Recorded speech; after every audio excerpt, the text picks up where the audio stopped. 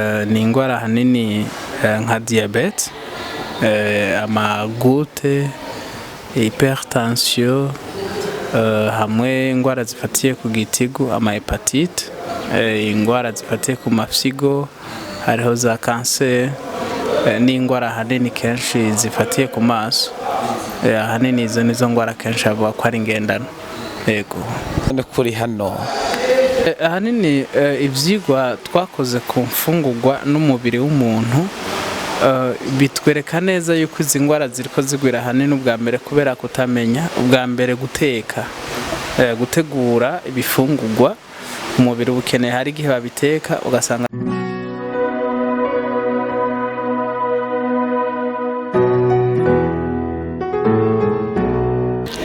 bakunzi nshuti ba Peace International TV, turabaramukije aho muri hose, abari mu gihugu, abari hirya no hino hatandukanye, abari hanze y'igihugu, mwese turabaramukije kandi tubashimira ukuntu mudushigikira, kandi tubashimira ukuntu mudukurikirana, tubashimira ukuntu mwaduhoza hafi mukadushigikira mu gukanda subscribe, share, like na comment. Ibyo turabibashimira gose kandi natwe turabakunda cyane. Kuri microphone muri kumwe na Pacifique Nduwimana, hano ni kuri Peace International TV.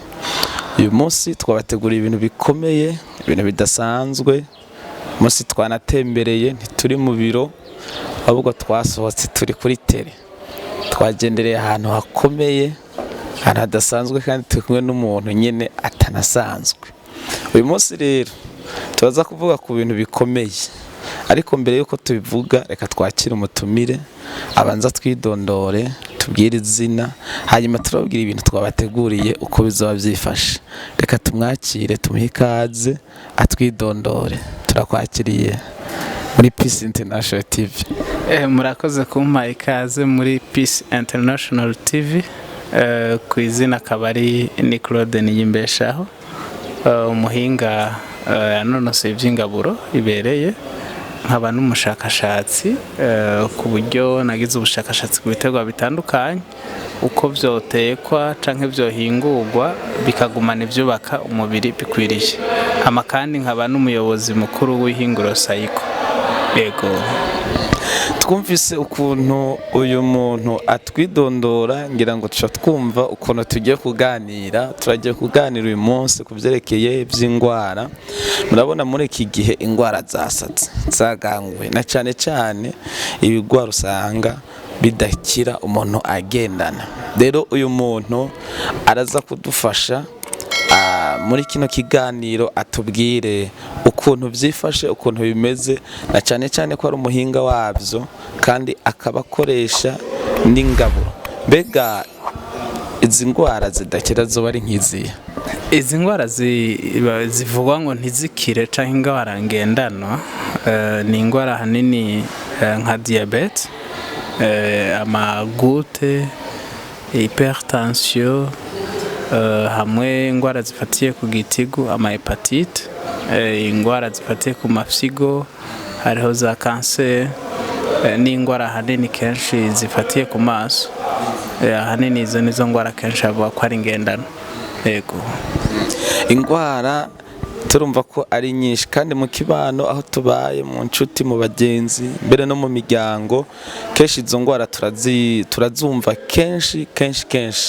Rero n'amahirwe adasanzwe ko twarose umuhinga kugira ngo aze kutuganiriza, adufashe twumve ukuntu byogenda. Mbega none kuri hano twizeza abantu yuko izi ngwara zihava zikira cyane.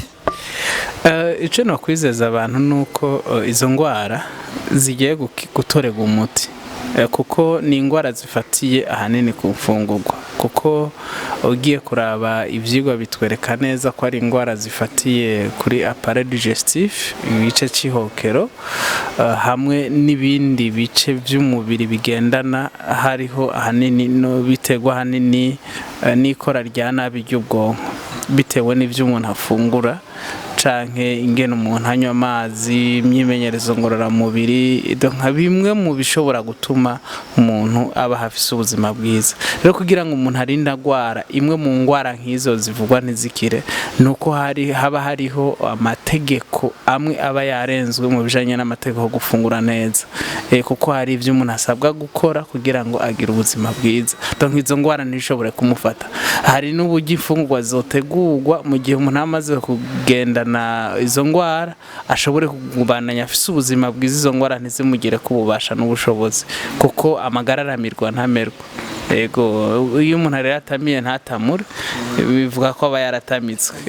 Rero ahanini umuntu arinze afungura akagwara, ni ivyigwa biba bitwereka yuko haba hari ikibazo mu gufungura kwiwe, abatafunguye uko vyategerezwa. Arico gituma ishirahamwe mpuzamakungu OMS giteye amagara y'abantu ku isi rivuga yuko imfungurwa zibwirizwa kutubera umuti. Iyo rero umuntu afunguye imfungurwa ziteguye neza, zimubera umuti, zikamukingira ingwara zitandukanye. Ego. Okay, ndumva yuko gufungura n'umuti ukomeye. Ariko hariho abantu usanga mbere nuko gufungura atakayabago. Mbega niyo ni ingwara nayo? Kutagira akayabago ni ingwara. Kuko umuntu arafise kunywa amazi, arafise ibihabwirizwa gufungurira ko umubiri kumva, kuko gufungura n'ugufungura ibituma umubiri aronka inkomezi zikwiye zo gukora. Rero umuntu adashobora kuronka akayabago ko gufungura ivyo bituma akora, agakoresha umubiri utagira ivyankenerwa bikenewe mu magara kugira akora afise amagara meza, urumva ko abagwaye. Kutagira akayabago rero ni ingwara ahanini mbere ibifatiye gukora kwa nabi k'ubwonko n'umushishito. Kuko ubwonko n'umushishito babikorana, hariho inkaburamubiri zimwe umubiri ukeneye atabashoboye kuronka. Mbega none umuntu mpora mbona abantu bagwara bene izo ngwara, ugasanga n'abantu bafise ivyo bafungura. Mbere no ngaha mu Burundi usanga abantu turya dufungura, hari abafungura kabiri n'ivyo, abafungura na gatatu, ego hari n'abafungura rimwe. Mugo usanga izo ngwara ziko zifata abantu bafise utwo bafungura. None hoho ni kwa kundi mwatubwiye barenza cyane. Ahanini ivyigwa twakoze ku mfungurwa n'umubiri w'umuntu bitwereka neza yuko izi ngwara ziriko zigwira ahanini ubwa mbere kubera kutamenya, ubwa mbere gutegura ibifungurwa umubiri ukeneye. Hari igihe babiteka ugasanga vyononekaye, izantungamubiri ziri muri bijya bifungurwa zishwe n'umuriro canke zononekaye mu ntegura kiriko arabitegura, canke ugasanga zononekaye bivuye mu murima, ugasanga vyasoromwe babiteze izuba, ibirimwo vyubaka umubiri, ico gihe bikononekara, ugasanga ivyo yarakeneye biza kuba ku mubiri we ntabironse bikwiriye.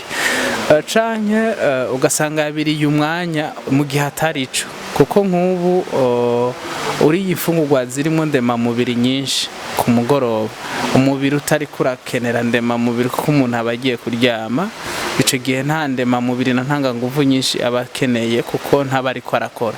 Ico gihe ivyo bimfa gusa mu mubiri, ivyigwa mbere bikatwereka ko ndemamubiri zitakoreshejwe n'umubiri zica zivyara imyanda canke imigera ishobora gukwega ubwo bumara buteza izo ngwara. Iyo migera iteza iyo ngwara mu mubiri hamwe n'ivyo binure biba bitakoreshejwe n'umubiri. Rero abantu barabwiza kumenya ati mbere ibifungwa no ifungura ryari, kuko umuntu arabwiza kumenya ifungwa abwiza kujya mu gitondo, sizabwiza kujya mu ijoro. Imfungwa abwiza kujya ku murango, sizo yojya mu ijoro, kubera ko umubiri haba hari ivyo ukeneye umwanya wo mu ijoro, hari ivyo ukeneye umwanya wo ku murango. Rero ico gihe kenshi ni ukutamenya gufungura mbere no fungura ibiki mu gitondo, ugasanga yariye byinshi mbere wanashaka, mugabe ivyo yariye ntaco bishobora kumumara uretse kumutera ingorane. Nkugasanga umuntu yari inyama nyinshi mu ijoro agiye kuryama, izo nyama ntaco zikindi zimumara ko zijya ndema mubiri uretse kuza kumuteza izindi ngorane. Nkuko ushira mpuzamakungu gita amagara abantu ku isi OMS ivyemeza nuko ndema mubiri n'ibinure bitakoreshejwe n'umubiri bikaba depo mu mubiri, bica biza guteza ingorane, izi ngwara zidakira.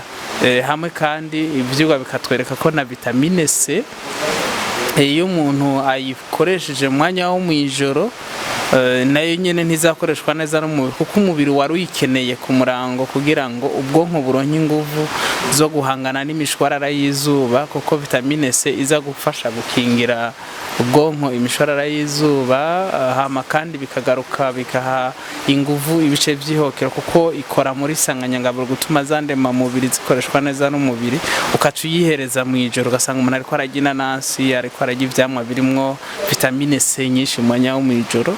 Ibyo nabyo umubiri utari uyikeneye muri uwo mwanya, icyo gihe birashobora kugaruka kuba ingaruka yo gutuma n'amaraso atatembera neza, ntasubire umubiri, umutima ntusubire gukora neza nkuko byategerezwa, kubera vitamine C wayikoresheje mu ijoro. Rero ingwara nyinshi ziriko zigwira kubera ukutamenya mbe ibifungwa na ifungura ryari byotegurwa gute. Rero ahanini umuco tugomba gutanga kugira ngo abantu bamenye mu biganiro tuzogenda turabaha kenshi gashoboka, no kubereka ingene mbega ibi wo bifungura ryari wo bitegura gute, bivuye mu murima byo bikwa gute, kuko nk'ivyamwa n'imboga kenshi babirimwo izo sanganyangaburo, aya ma vitamine afise ubushobozi bwo gukingira umubiri ingwara, kenshi zirononekara iyo vyateretswe ku zuba.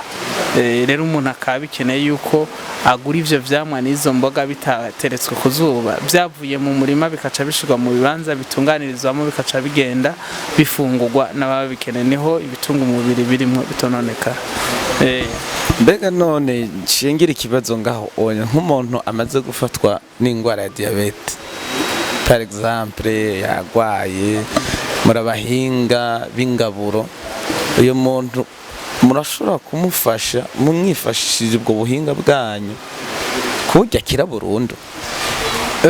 Mu by'ukuri twifashishije ubuhinga n'ubumenyi dufise, umuntu ashoboye kubahiriza no gukurikiza amategeko y'ingene ifungurwa zifungurwa n'ingene zikoreshwa, hama kandi agakurikiza akagira imyitozo ijanye n'ikenewe ku munsi ku mubiri w'umuntu, iyo si ingwara ishobora kumutera ikibazo. Mu bisanzwe izi ngwara ngendano tubita maladie chronique, ahanini igituma batanazita ingwara zikomeye ni ingwara zifatiye ku kutamenya gukoresha neza ifungurwa. Nico gituma nta muganga n'umwe aba ashobora kuronkera umuti uza gusubira vitamine A mu gihe wayikoresheje nabi, utayironse, canke ndema mubiri mu gihe umubiri utayironse, canke wayironse mu mwanya atariwe nyine ku gihe, na za ntanganguvu ku gihe. Ivyo rero nivyo biza gutuma ugira ubuzima bwiza. Rero turizera neza ko nta nkeka umuntu atagira amagara meza mu gihe yafunguye neza, mu gihe yagize imyitozo myiza ikwiriye ishobora gutuma agira ubuzima bwiza. Ariko atabikurikije ni ngombwa gwara, kuko nk'ubu wombaza ati none hari ibifungurwa umuntu yofungura kugira ngo akire ingwara y'igisukari diabete, hanyuma amaze kwikira ntasubire gukenera kubifungura. Donc n'ifungurwa umuntu akeneye gufungura misi isagwaye cyangwa akomeye, amaze kumva ivyo bimenyetso by'uko umubiri uri kurakora nabi kugira ngo umubiri ushobore gukora neza. Nk'ubu ndatanga nk'akarorero, umuntu arashobora kugwara ingwara y'igisukari bitatewe n'ivyo kuryariye birimo isukari nyinshi, byatewe n'ikora nabi ry'ubwonko, bwatewe ahanini no kurushwa n'ivyo umuntu yariye canke ibikorwa umuntu yakoze. Nk'ubu umuntu akagira stress, ndavuga nk'ibintu bigera kuri 8 twita nk'abaganga bakingira amagara y'umuntu, ibintu 8 umuntu akora ku munsi imisi yose akeneye gukora kugira ngo umubiri wiwe ugume wubatse ukomeye ntagwaragurike. Ubwa mbere hariho amazi, ni umuganga akomeye wa mbere, niwe wa mbere atangurire abandi baganga amazi. Amazi yanyoye neza amaritiro 3 ku munsi canka yarenga, bivana n'ibiro ufise, ukayanwa ku gihe. Mu gitondo ukanywa iritiro rimwe, ukayanwa buke buke, ntuyagotomere, kuko amazi ntibayagotomera, benshi bayanywa nabi baragotomera, akasama karongeza mu muhogo, siko amazi bayanwa. Unyotewe naho unyotewe, ikimenyetso c'inyota aba ari ingwara, kuko kurinda unyotegwa nuko mu mubiri amazi aba ari make. Ndimetso cyuko umubiri utagira amazi akwiriye. Urumva ubu umubiri umaze gukena amazi ubu uri kurakwega ingwara mu mubiri wawe. Rero si byiza ko umuntu arinda kurugero kunyotegwa. kandi amazi umuntu ariko ayanwa buke buke ayacanga n'amate akamanuka ari make mu mubiri neza. Kama mu gitondo akanywa iritiro ryose, ayandi mazi iritiro rimwe canke amaritiro abiri akayanwa mu wundi mwanya utandukanye. Ku mugoroba akanwa kandi yindi litiro mu mwanya bariko aragira imyimenyerezo ngororamubiri ku mugoroba. Ubwa mbere hariho amazi. Kabiri hariho gufungura neza. Gufungura neza si ukurya inyama nyinshi, si ukurya ibintu birimo amavuta menshi, si ukurya ibintu bikayangana, oya. Gufungura neza no gufungura ifungwa ziba zirimo ndemamubiri zikwiriye kandi ukazirya ku gihe. Ibinure n'isukari kandi ukayifungura ku gihe hamwe n'aya mavitamine na bya byunyunyu bikwiriye kandi ukabifata ku gihe cyabyo. Ntusanga uri kurafungura ifungwa mu mwanya utategerezwa gufungura. Nico bita gufungura neza. Ntabwo ari ukurya ivyo kurya byinshi cyane, ushobora kurya dukeyi, ushobora kunywera agasupu gakeyi kangana n'inusu y'ilitiro, akaba ni kunyoye ukaburiye neza cyane kubera ibirimwo umubiri wari ukeneye bikwiriye. Kabiri gatatu havuye gufungura neza, umuntu amaze gufungura neza yafunguye ibyo yafunguye byinjiye mu maraso kugira bikoreshwe neza n'umubiri. Umuntu arakeneye kugira imyimenyerezo ngororamubiri, agasiporo. Rero iyo myitozo, iyo myimenyerezo ngororamubiri kugira siporo ni kuyikora mu gitondo kivyuka canke ku mugoroba mbere yo kuryama, iminota 30, isaha imwe ku munsi. Iminota 30 mu gitondo, yindi minota 30 ku mugoroba. Iyo ikeneye iminsi yose ukayironka. Ntabwo ari uguterura ivyuma canke kwiruka ibirometero vyinshi. Iyo ikenewe ni imyitozo, ni imyimenyerezo ukora ku munsi utagutwara umwanya munini. Urumva ico nikigira gatatu. Kuko ico kibuze ntushobora kugira ubuzima bwiza. Kigira kane ni akayaga keza. Iyo rero umuntu ariko aragira imyimenyerezo ngororamubiri mu gitondo, iyindi akayikora ku mugoroba, abatazuba rihari haba hari akayaga kandi ni byiza ko ayikorera ahantu ashobora kuronka akayaga gakwiriye, hamagahemagurika cyane kugira ngo ka kayaga kinjire mu mubiri, kuko ubwo umubiri ucuhingura ndemamubiri bita hemoglobine ihingurirwa mu mubiri kubera ko umuntu aba yariye ibifungwa birimo proteine zikwiriye. Iyo nayo ikacituma akayaga kinjira hagashika mu turemangingo twose tw'umubiri. Ni ukuvuga kwa gupfa k'uturemangingo ugasanga umuntu yagwaye kanseri ntibiba bikibayeho mu mubiri kubera ko umubiri uca wiyubaka. Ntumva ni ibintu bigenda bifatafatana, tuzovyiga tuvyagure neza mu kiganiro kimwe kwacu. Ivyo umuntu aronka yagize imyimenyerezo ngororamubiri n'ivyo abura iyo atagize imyimenyerezo ngororamubiri ikwiriye. Ubu ko ari en general katubivuge ko turengana. Hama ikigira kane, ikigira gatanu havuye akayaga keza. Ikigira gatanu ni izuba. Akazuba ko mu gitondo hajya bagashira kwa abana n'abantu bakuze barakeneye kajya akazuba ko mu gitondo kuko bituma umubiri uronka vitamine D1 na D2, nayo ikabifasha hanini cyane mu gukingira amagufa ntashobore kugira ingorane n'igikankara na cyane igice cy'ubwonko, kuko urabona ko igice cy'ubwonko hari amagufa kigize kugira ngo gikore neza. Ni byiza ko rero umuntu aronka akazuba ko mu gitondo kajya katarakara cyane, nako ku mugoroba katarakara cyane, umuntu abaja ku minota 30 biba byiza cyane. Ico ni kigira gatanu. Hanyuma ikigira gatandatu hariho ikiruhuko. Umuntu yakoze ni byiza ko yoruhuka. Ni byiza ko yoruhuka. Ico kigira gatandatu ni byiza kuruhuka. Karuhuka mu buryo bw'ubwonko bw'umubiri, no kuruhuka mu buryo bw'umubiri, kuryama gasinzira. Ni byiza ko n'imiburi buri imbere yuko minwe zigera umuntu aryama nka 3 z'ijoro kugira ngo amasaha 3 umubiri ushobore kwiyubaka neza. Amasaha 6 nk'umuntu akuze na 6, mugabo umwana n'amasaha 8. Mugabo umuntu akuze ni byiza ko yitwararika karaba karo nk'amasaha 8 yo kuryama. Ibyo rero biramufasha gutuma agira ubuzima bwiza. Hama ikindi kandi kwirinda stress. Kuko guhagarika kugira stress cyane ugahagarika umutima gose biratera ingorane umubiri, ingorane zidasanzwe, na cyane ubwonko nibusubira kuronka inkomezi zo guhingura za nkabura mubiri zikenewe ku magara y'umuntu. Rero ni byiza ko umuntu yirinda stress. Stress wozirinda gute?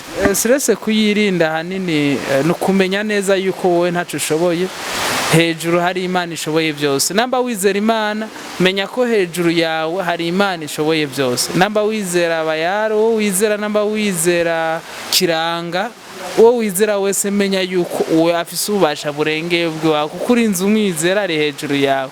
Menya rero yuko ufise ikibazo witure, ico kibazo kirekere, ego urashobora kuciyumvirako, ko kuciyumvirako ni intambwe kugira ngo uze gusaba.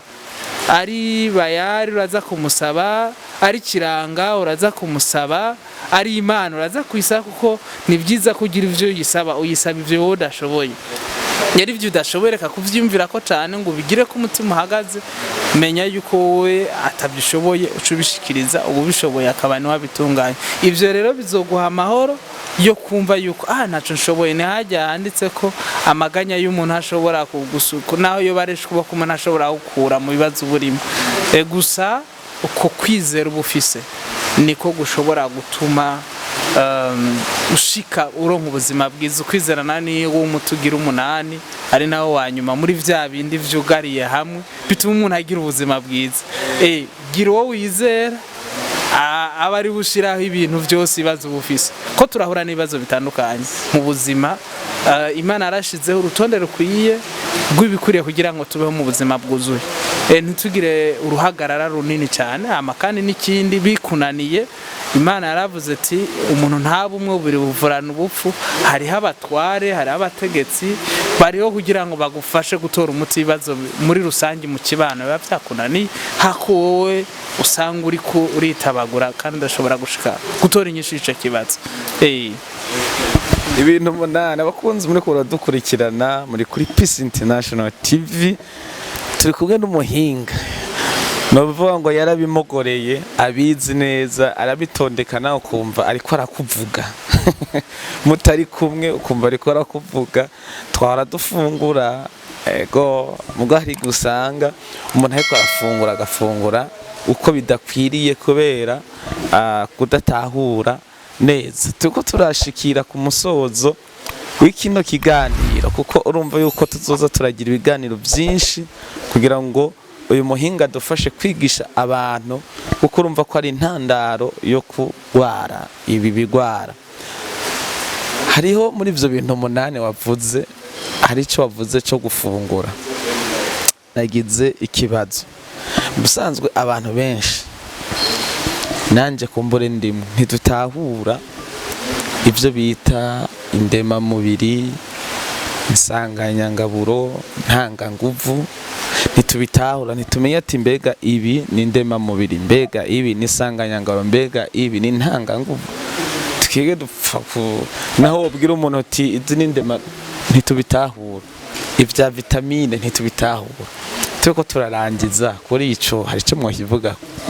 Ico no kivuga ko nuko abakunzi bimbonesha kure no bamenyesha ko bagiye kubibona.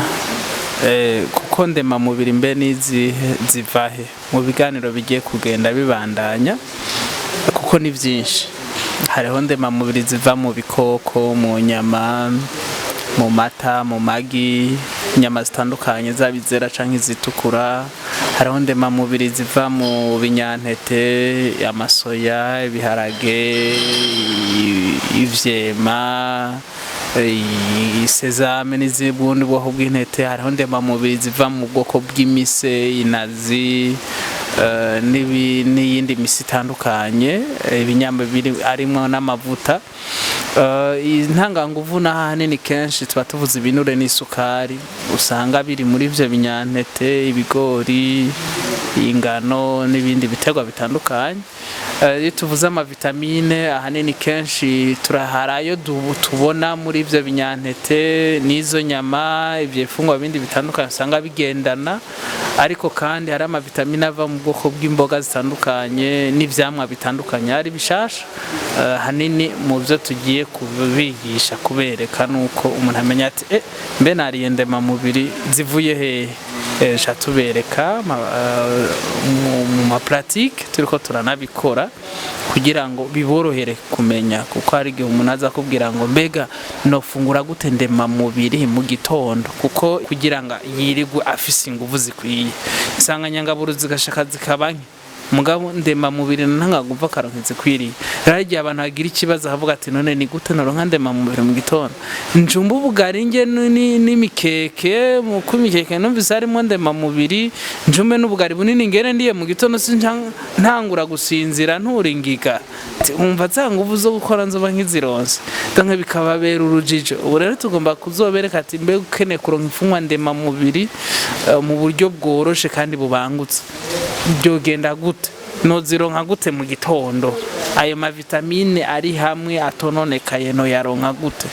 Kuko nk'ubu hari umuntu atazi ko gufungura icyamwa kimwe nk'ubu kagena nasi yonyene cyangwa ukajya imihwi yonyene ubu uremereje umubiri, bigisabwa kujya ubwoko n'imiburiburi butatu canke bune bw'ivyamwa mu mwanya umwe, ari byo biza gutuma yama vitamine arimo yaronka bikwiriye. Ibyo byose tubibereka tugomba kuvanga ivyamwa ubivango, kandi unakeneye kubironka vyoroshe, kuko si byiza ko kwigisha abantu ibintu abantu badashobora kuronka, ni byiza ko twigisha abantu ibintu bashobora kuronka, dushobora no kubaronsa byoroshe atangorane, gutyo dushobore gutora inyishu y'ibibazo, umuti w'ibibazo dusanzwe dufise mu gihugu cacu.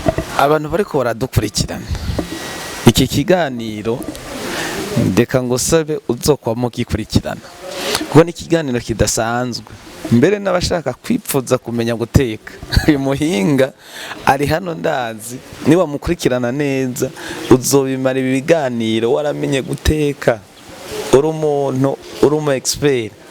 Rero reka ngusabe ukomeze ushonda subscribe, urabe cyane ibiganiro bya Peace International TV, kandi ushaka kugira comment ugire like, hanyuma ugire na share ubitange ku bandi kugira ngo nabo barabe bino biganiro.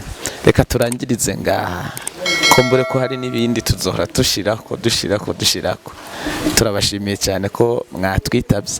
Ndabakengurukiye cyane, kandi nongera nkengurukira abanywanyi b'imbonesha kure Peace International TV babanye natwe, kandi babwire n'abandi nibagire like na share, niko wabivuga like, share, comment, subscribe, kugira ngo n'abandi bagenzi babo, kuko turashaka ko twotera imbere dufise amagara meza.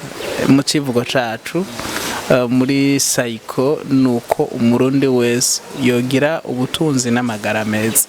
Umuntu wese dukurikirana ashobora kumva ururimi rw'ikirundi, hari n'igihe tuzobishira mu zindi ndimi, mu Congereza no mu Gifaransa no mu Giswahili, ibyo babyiza cyane. Umuntu wese akurikirana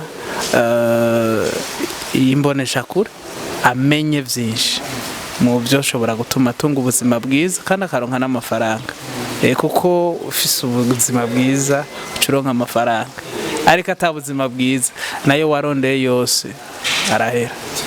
No munsi nkunze kubona abantu ageze gufata ifaranga aca atangura gufata ingendo agiye kwivuza, ngo kubera afise zimwe muri za ngwara ngendano zimubangamiye cyane, rya faranga ryo mufashije gutera imbere rikaca rija kwivuza. Urumva ko ntaba giteye imbere ico gihe, ariko umuntu atera imbere nuko aronka ifaranga kandi akaribika akarikoresha umugambi.